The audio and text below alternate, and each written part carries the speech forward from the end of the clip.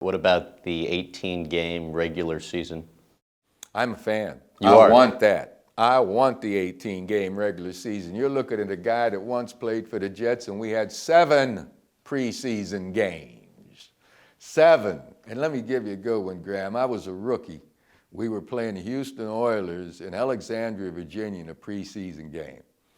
My coach was Hall of Fame coach Weeb Eubank. He had coached the Baltimore Colts, now he's the Jets coach. Well, I'm standing next to Coach Eubank on the sideline while we're playing this preseason game against the Oilers. Our receiver, Don Maynard, who is a Hall of Fame guy, you know, he went on to be, he was sensational. Don just missed the pass out there, went off his fingers a little bit. And Weeb standing on the sideline said, Don didn't give the effort. Don, that wasn't effort. Bake, get in there for Don. So Bake Turner's going in, Don Maynard's jogging off the field, and Weave standing says, Don, that's a bunch of stuff. That wasn't 100% effort. And Don just jogging by saying, shoot, Coach, what you want for $50 a game? We were getting paid $50 a game for those 6 preseason games. You think things haven't changed over the years? Right. So yeah, football wasn't a year-round activity for a lot of us. More of my teammates, they had to work in the off season. Many of my teammates worked during the season. Downtown, wherever they'd work as insurance men or Wall Street, because our coach, Weeb Eubank, believed in having practice close to game time. So we didn't have to assemble at the stadium until noon each day. My buddies were down there working. They were working. So the game's better today, too, for that aspect. Again, these players are honing their skills on a year-round basis. They're getting subsidized for them to be able to live for a year off of their salaries as opposed to the game of yesteryear. What do you make of the NFL enforcing the existing rules concerning hits? I love it. You love it? Oh, absolutely. I thought you might hate it considering how much you got beat up when you played. No, I tell you, I work with children, too. We use football to teach children about life, how to accept responsibilities because the other boy's counting on you or whatever, but use that sport to teach them about life. And I see youngsters getting hit. I see them fall down. I see them hit their head at times. And when I look at the college and professional, especially professional licks that are put on these players, I know that they're not all necessary. I know they're not all necessary. And we've seen a pullback in the NFL from the spearing, from the guys launching into helpless players that are just there and getting hit. Players can change, you know. They can change their techniques. They don't want to. Sure, just because they've been doing it that way their whole lives doesn't mean they can't change, and they need to change. We need to keep this game as safe as we can, even though, once again, these bodies weren't designed for it, man, and it's always going to be a hard game. After practice, you would often spend 2 to 3 hours brainstorming with coaches or studying film. How did you find that most benefited you? When I was a sophomore in college, getting ready to start my first college game, we were playing Georgia. Coach Bryant took myself and the other 4 quarterbacks out for a walk around the block like we did after the pregame meal each time. Now, I'm the youngest quarterback there, right? But I was starting as a sophomore. So we're starting to walk along, and Coach Bryant said, Joe, you got the plan? I said, yes, sir, I think so. He said, you what? You think so? Son, it's time to know. The hay's in the barn. Don't give me this think so. I said, I know. Yes, sir, I know. That was the only time I ever said, I think so, because after that, I made sure I knew what we were doing. I convinced myself I'd be ready for what that defense did and how to put our offense against it. And I got prepared because it was an awful feeling answering that question. You know, yes, sir, I think so. I think so? There's no room for I think so business. You either know or you don't. And I learned just in that little walk to make sure I convinced myself, yes, sir, I know. I was talking to somebody else close to you who said they could be watching an Alabama football game with you today, and you could tell them what the Alabama defense is going to do before the play ever even happens. So why do you think you're able to read defenses so well? Well, most of the guys that's played the game can tell in a pre-snap look or so what to expect. You might not always tell what they're going to do, but you can tell from a look what they can't do. Don Maynard told me what he most respected about your game was appropriately your ability to anticipate where the receiver was going to be and always have the ball there. What do you think enabled you to do that so well? Coaching, learning it, emphasizing it in practice. Yeah, that's important in today's game. As good as they are, there are a lot of late passes thrown. You see, receivers open 3, 4, 5 steps waiting on the ball. More so than when you You played? know what it is, Graham? In practice, the quarterback can go full speed, but it's hard for the receivers to go full speed week in and week out at practice. It's hard for the running backs to really go full speed. With the adrenaline not going through your system, the urgency not there. They're running at a tempo that is like full speed, but without any urgency or tempo. They're not as fast as they are in the game. I watch the game and I see so many balls thrown by quarterbacks that are underthrown, not intentionally, but are underthrown, that I figured that's what it is. When they work and they practice and practice, they're not practicing at the same speed they're playing at in the game. And so that ball, that same throw you make in practice might be right there. But in a game, with the energy, the urgency, the adrenaline, that receiver's up there and the ball's behind him by that time. Somehow, those receivers gain a step or so in speed when they get into the live action as opposed to practice. Which then makes it problematic for the quarterbacks since they were unable to practice at that speed. Well, that's right. But on the other hand, you have guys like Manning and Brady that seem never, Sure, right. Hey, if I'd have recognized that whenever I was playing, we would have tried to do more with the timing of getting the ball out there in front. But again, you can't, your receivers have taken a beating. They've been running every day, you see, and you can't get them to run full speed in practice. Might have a sprained ankle, a partial pull in the hamstring or something. So you're lucky if you can practice full speed in professional football. I read in an article something you said, which I found interesting. You said, quote, "It was strange coming out of high school and having colleges offer me as much money as my father made in the year." What types of offers did you receive? $6,000 a month at one point from a college and a new car every year. Really? Yeah. My brother Frank, when I shared it with him, he just looked me in the eye and he said, "Hey, you going to go to work with some cheaters? You're going to school? You're going to go play ball with cheaters?" You know, he put it that way.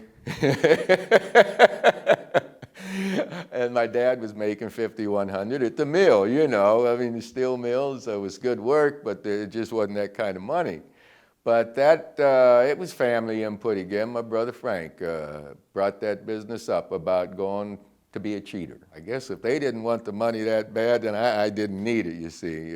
So that was the most important thing, that conversation I had with my brother Frank. Who made you the offer? I wouldn't say that. But it was more than one school. How common was that then? I don't know. I didn't talk to everybody. You know, I don't know who all went through that. I found it unique because it was a total surprise to me. You know, when the man took me outside of my house on 4th Avenue in Beaver Falls to come sit in the car with him. And that's whenever he told me about the money in the car. That's the first time I ever heard of it. Yeah, it was like, really? Gosh, you know, and after that, I guess it still goes on today to some extent. You have various folks that want their universities to have great football teams, and they know a lot of the kids coming to school don't have a dime or don't have a dollar. How would you describe Coach Bryant? I would describe him as a friend, as a mentor, as a man that was stronger than me, that I wish I could be like him in a lot of ways. He's a hard worker, and he wasn't always right, but he wouldn't mind saying when he was wrong either, you see. The way he worked, the way he demanded things out of his players, it wasn't a democracy, you know. You had to do it his way. His way was the best. I mean, he had proven that prior to coming to Alabama, Texas A&M, Kentucky, you know, Maryland. So we believed in him. And when I was a freshman there, the varsity team won the national championship. So, you know, I'm all ears. I'm believing him. Coach Bryant had a way of getting more out of the gifted guys, trying to get more out of the gifted guys, and appreciating the guys. When I say gifted, Coach Bryant appreciated effort, boy. He appreciated the guys that weren't as gifted athletically as some of the other guys, but worked hard. And he usually got on some of the guys, myself included. Well, I don't know. I guess if you can jump on one of the better players' back and bring him down to earth, the other guys get the message too. He was a great teacher. The time you turned your back on Coach Bryant at practice, what happened? We were running an option right, and just before I got hit, I pitched the ball, and it was a bad pitch. The voice that I'm hearing now, Namath, not just your job to run the pitch, you get on the ball, whatever, and he was screaming a little bit at. So I get up off the ground, and I'm walking back, and yep. And about that time, he had that face mask of mine in his hand, and he had me jacked up. He said, boy, when I talk to you, you look me in the eye and say, sir. I said, yes, sir, yes, sir, yes, sir. And I was on my toes, by the way. He's pulling that face mask up. My senior year, I could have been 3 football fields away if I heard, Joe, yes, sir. He had a way of getting players' attention. At that time, I guess I wasn't man enough to be able to look him in the eye, you know, because I had fouled up and I just didn't know about his communication techniques. The time that he ended up suspending you from the team and you missed the Sugar Bowl, what happened there? Well, I broke a training rule and we had an off week. And that weekend of the off week, someone had told him that I was downtown drunk directing traffic, which was wrong. And when Coach Bryant questioned me about this, he said, Joe, now I'm going to take your word on this because I trust you. I believe you. I've got word, though, that you were downtown doing this. And I, no, sir, that's not true. And then he said, you didn't have anything to drink on Saturday? Well, Saturday night I went to a fraternity party and I did have a drink, a 7 and 7 that I didn't even finish because, you know, I wasn't a drinker at that time. And I'm not now, but at that time. But I did have a drink. And when I said yes, sir, we were standing in a room in the dormitory and there was a bed there. We were both standing up. And when I said yes, sir, he just said, oh, no. And he fell back on the bed. Scared me. And I went, Coach. And he said, I'm all right. And when he sat back up and stood up, he said, well, I'm going to have to suspend you. He said, but first I'm going to meet with the coaches. We'll talk about this. You come over to the office at 2 o'clock. So I went over there to the office, and all the coaches were already standing out there in the foyer. And when I walked in, Coach Bryant walked out. And he said, well, we had a meeting. Some of these coaches think we should discipline you some other way. He said that. It's all right, we can do that, he said. But if I don't suspend you now, I won't be coaching here next year. I'll retire. And I was scared and embarrassed. And I said, oh, Coach, you know, I don't want you to do that. Like, you know, like, no. And I didn't know whether he would or wouldn't, but that's what he said. And I said, oh, no, sir.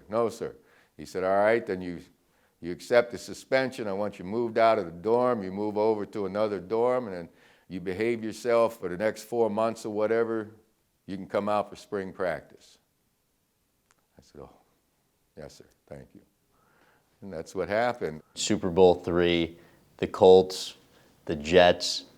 I think you were, something like 7-1 underdogs, unbelievable odds stacked against you. But you knew that they were essentially wrong, the odds. What did you see?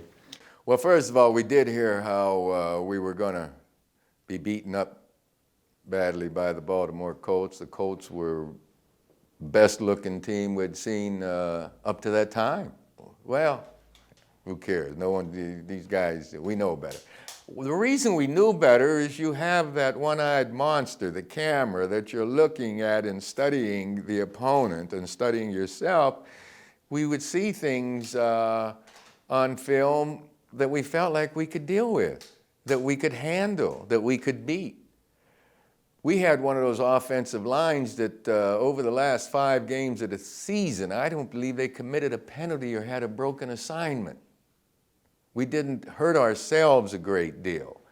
Our defense was the best kept secret in the AFL, I guess, or in football, because we had the #1 defense in the AFL. So we felt pretty good about our chances. And when I was asked about it a couple of nights before the game, it was my demeanor, attitude was a confident one. A fella in the back of the room said, "Namath, you know, we're going to kick your butt." And I said, "Wait a minute, I got news for you, buddy. We're going to win the game, I guarantee you." And that was that until my coach heard I said that. Of course, Coach Eubank wasn't real keen on that, and my teammates weren't real keen, especially the offensive linemen. What feedback did you get, whether it be from the coach or the teammates, about the guarantee? Well, first of all, the feedback came from Coach Eubank out on the field the next day with Cleve Rush, our offensive coordinator. Just the 3 of us had a conference, and he was angry. He was angry. Really? He was angry. Joe, he said, these guys over there, they were so overconfident. They were so sure about themselves that, well, now they're going to be fired up. And I said, well, Coach, if they need clippings to get fired up, they are in trouble. He said, you shouldn't, because they're going to get fired. And boy, I guess it was my mischievous self or whatever, but it wasn't serious business to me. You said that game still brings back goosebumps when you think about it. What about the game gets the goosebumps? Before the game, when the captains had to walk out to the center of the field, I kind of went all the way back to Beaver Falls, Pennsylvania as a little boy, remembering watching Johnny Unitas on television, remember watching these Baltimore Colt players. And I'm walking with Johnny Sample, who I had seen run a touchdown back on a kickoff in a championship game in the NFL. It was like, holy cow, we're here.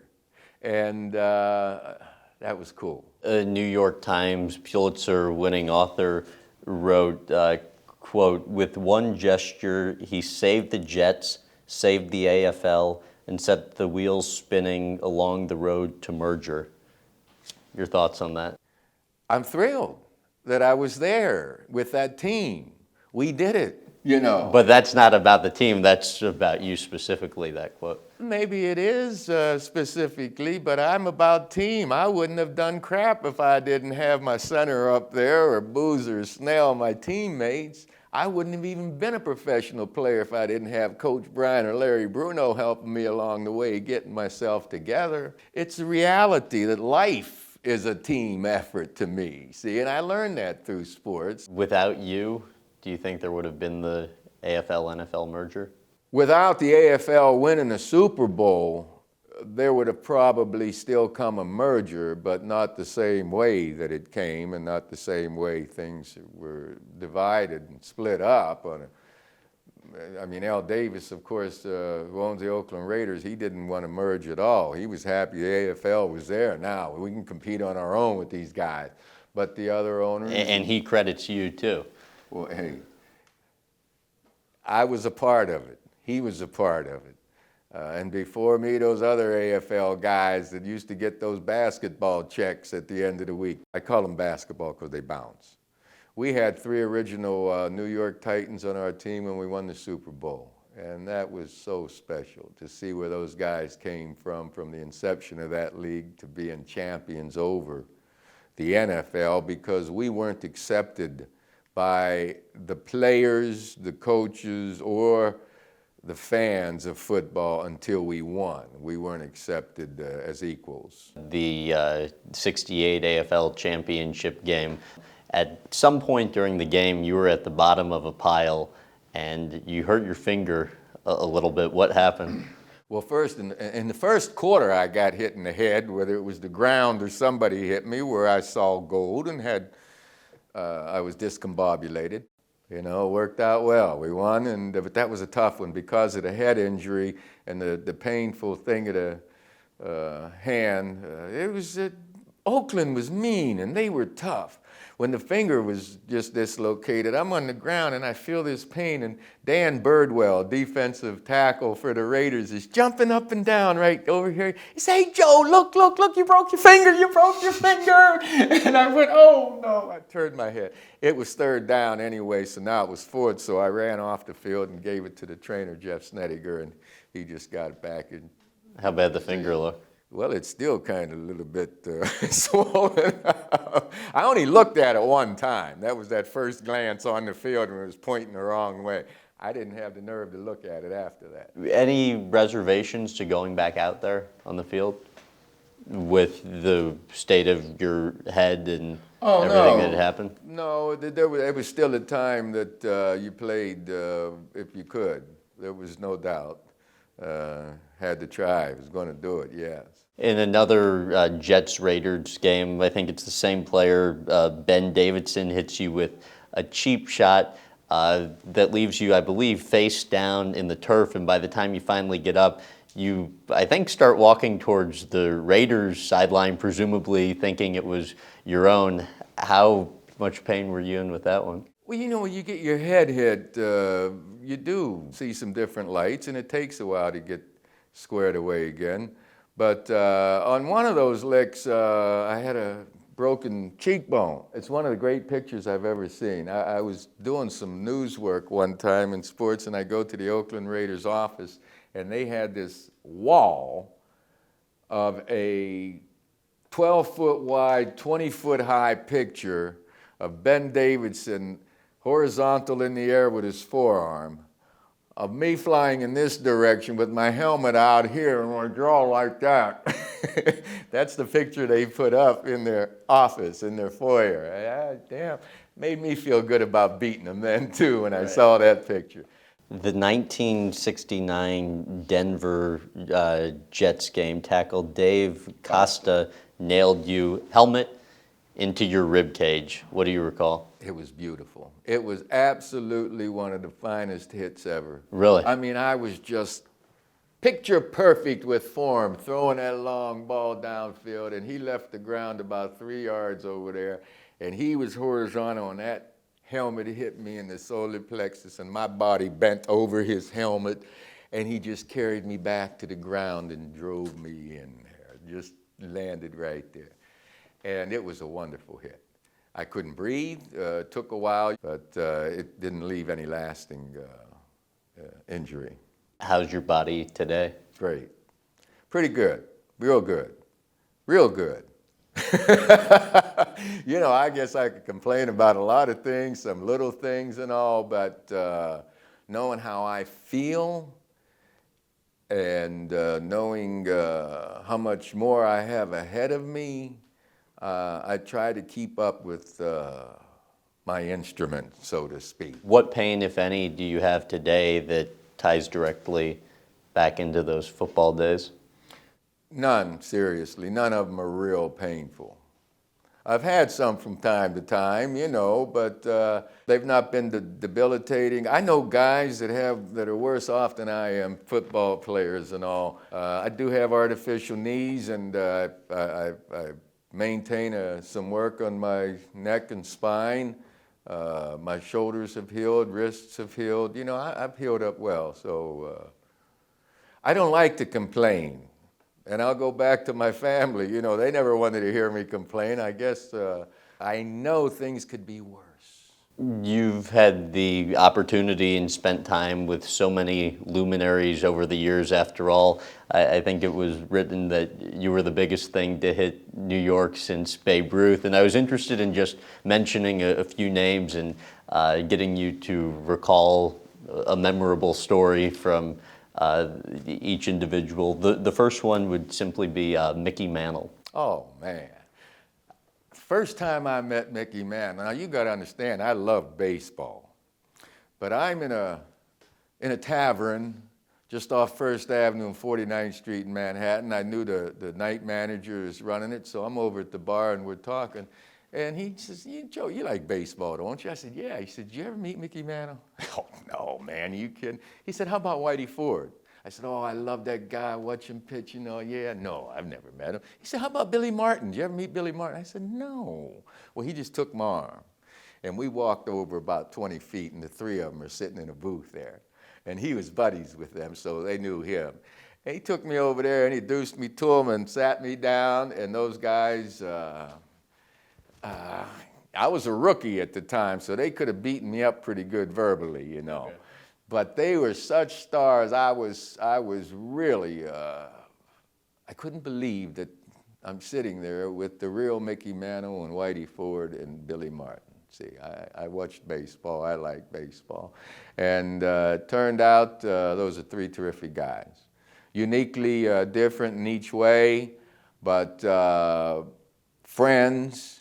And whenever they had the common goal, they were focused, and it was great. Whitey just as soft-spoken and as sweet as could be, and Mickey, that old Oklahoma, Texas, and then Billy Martin. We all know Billy was filled with a lot of energy.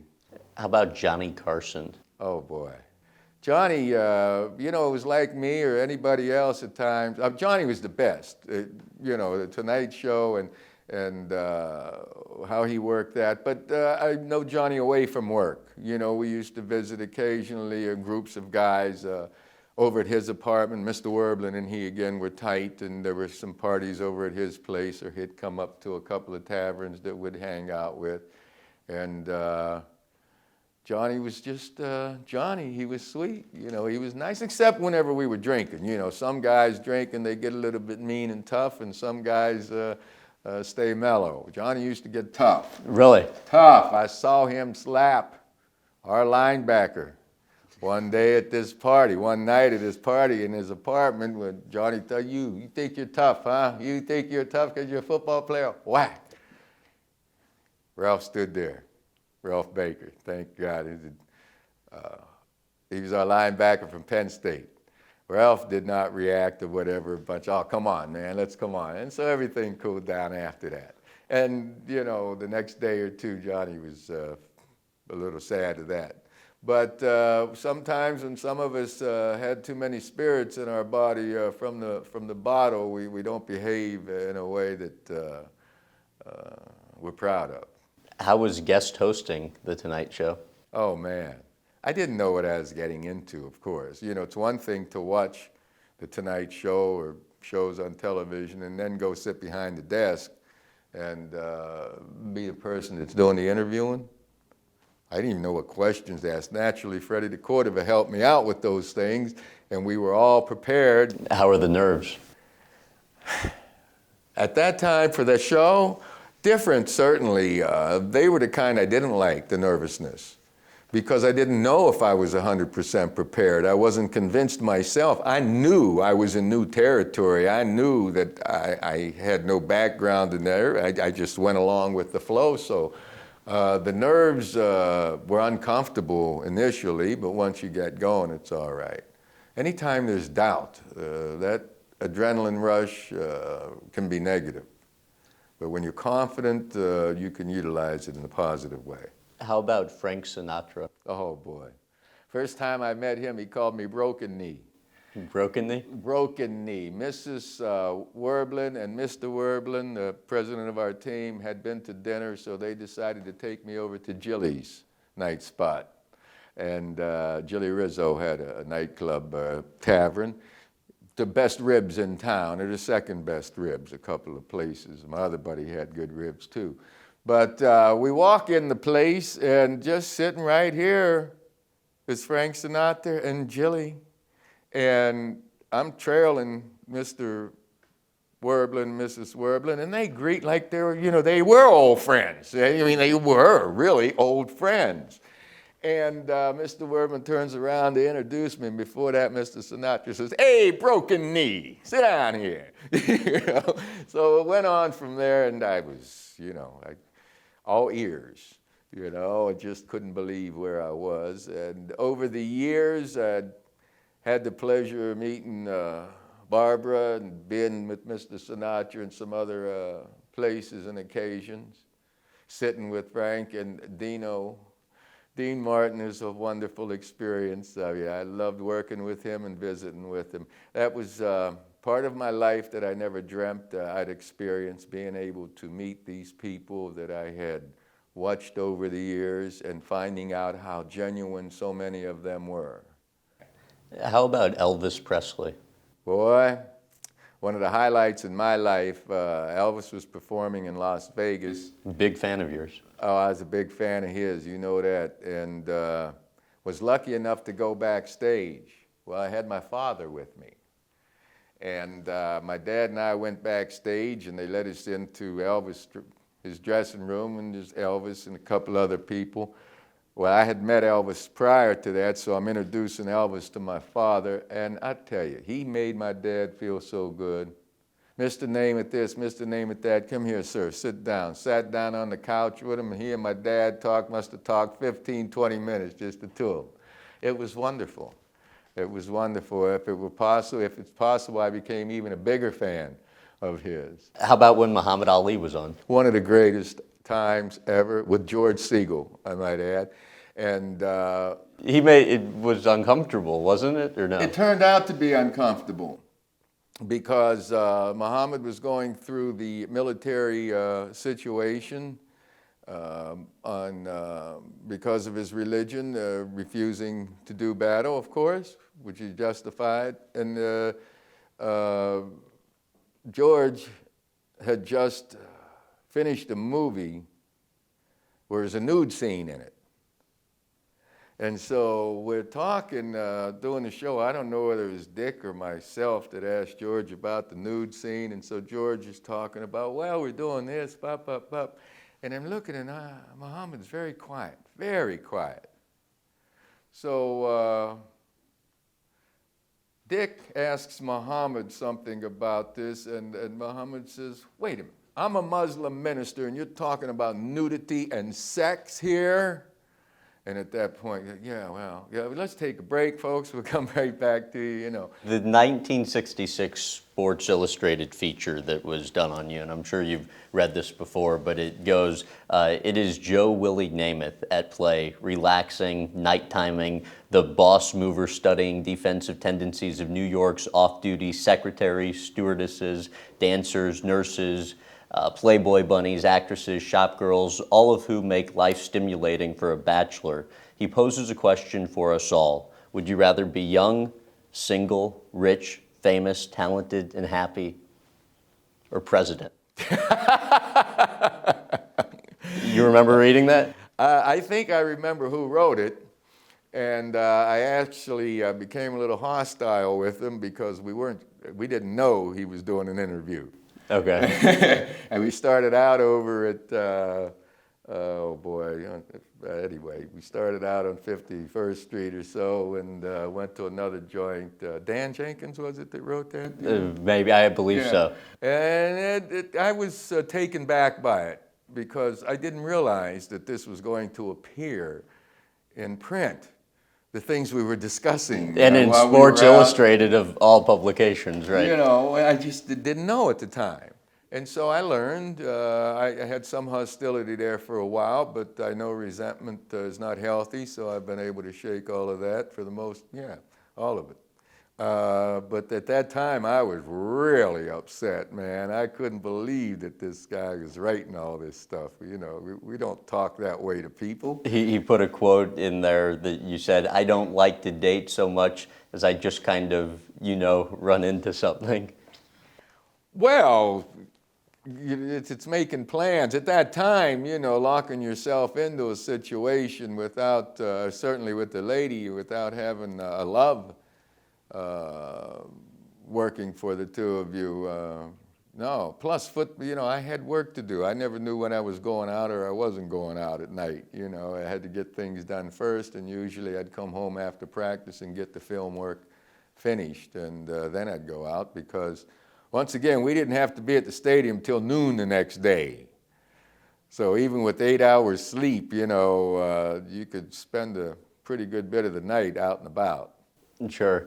I mean, you're Joe Namath, the biggest thing to hit New York since Babe Ruth. There are stories of, you walking through places and girls sitting with Mick Jagger and the Rolling Stones and getting up to leave with you and your friends. To what extent, I mean, was it that time where, you could basically walk into a place and sit down and that was as much effort as you'd have to make to courting girls?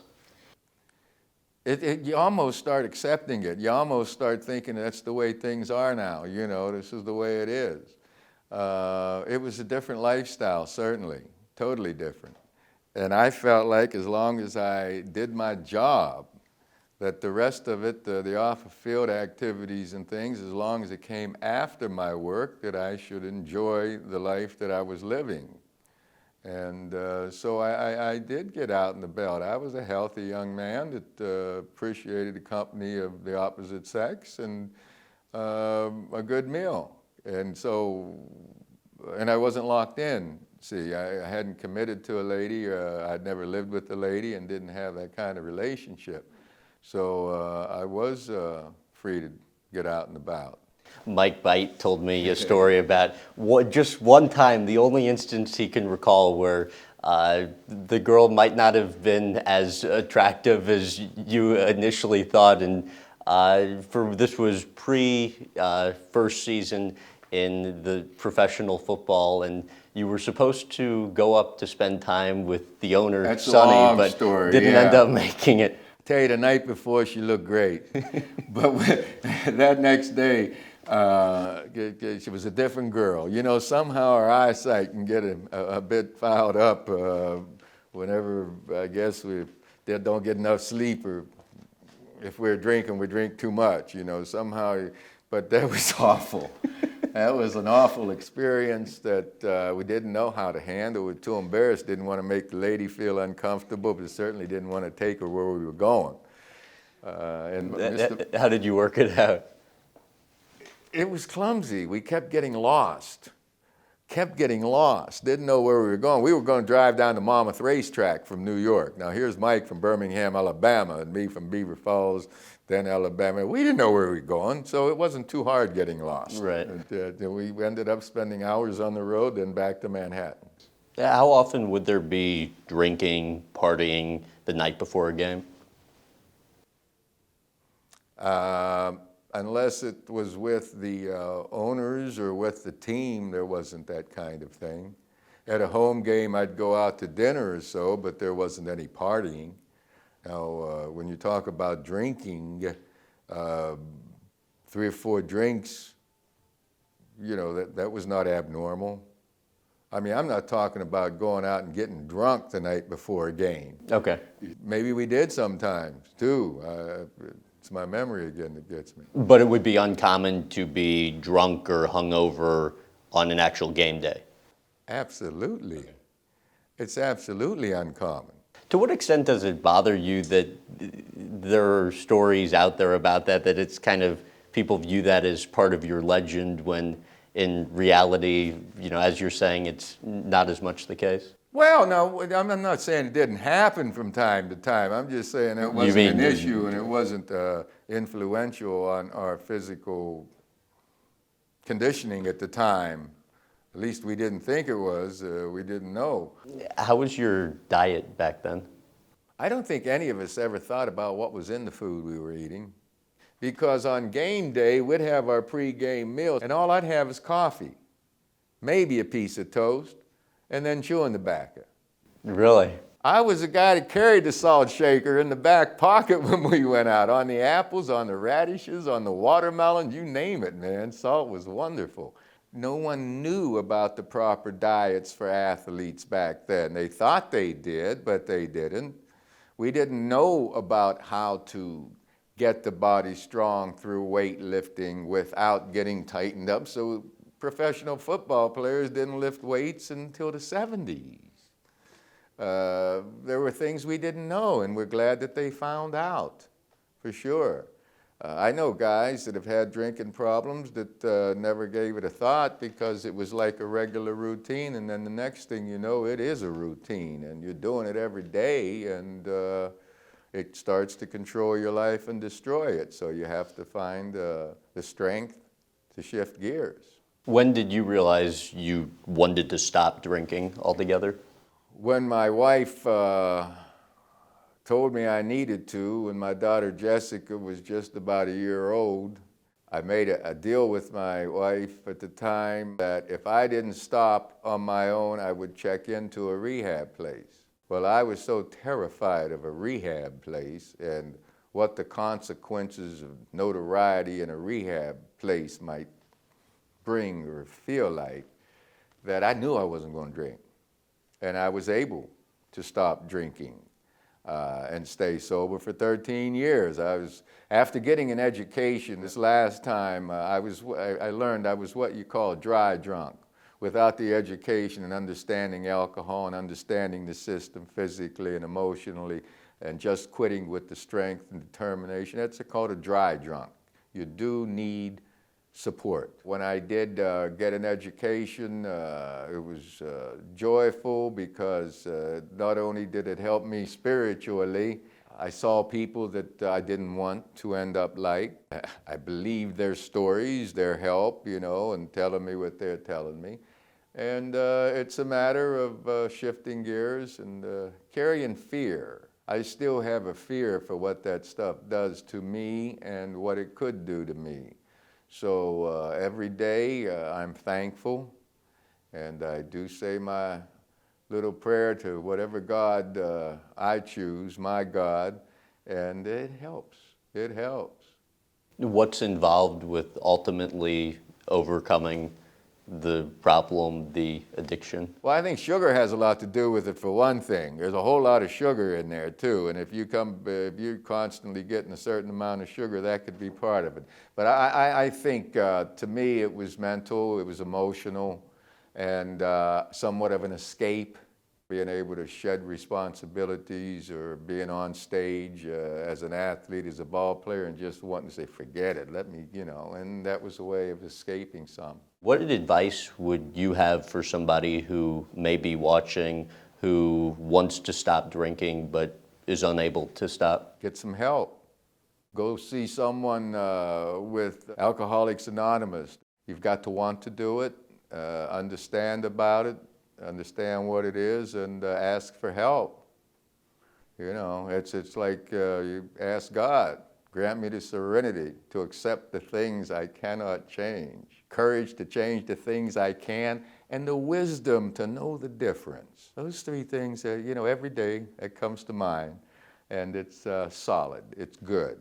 If you can get through the physical part of it, what withdrawals there might be, or what withdrawals you think there are, it becomes an attitude. I always think of the down times, how it made me feel, how I fouled up everything I ever did in my life. It seemed that I was really screwy and wrong about. I had some kind of alcohol input. And so I know I'm a slow learner, but by God, I've learned. Really a pleasure, sir. All right, Graham, enjoyed it.